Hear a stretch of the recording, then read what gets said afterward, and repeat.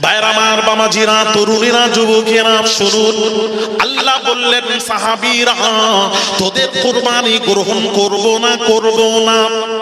হাদিস শরীফ, করব না কেন? আল্লাহ তোমার সন্তুষ্টি লাভের জন্য কুরবানি করলাম, গ্রহণ করবে না কেন?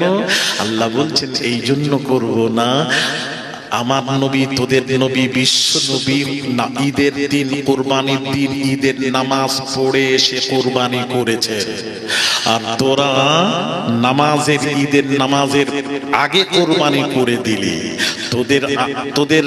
তোরা যে কাজ করেছিস আমার সন্তুষ্টির জন্যই করেছিস, আমি তো জানি, অন্তর্যামী, সব বুঝি, কিন্তু তারপর গ্রহণ করব না। তার কারণ তোরা যে কাজটি করেছিস আমার নবীর মিডিয়ামে কাজ করিসনি।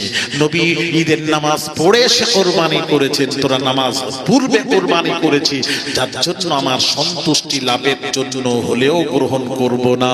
আমার নবী ঈদের নামাজ পড়ে সে কুরবানির দিন কুরবানি করেছেন, নবী যেটা করেছেন ওটাই শরীয়ত, শরীয়ত, ওটাই কর, আমি আল্লাহ গ্রহণ করব। কি বুঝলেন? কি বুঝলেন?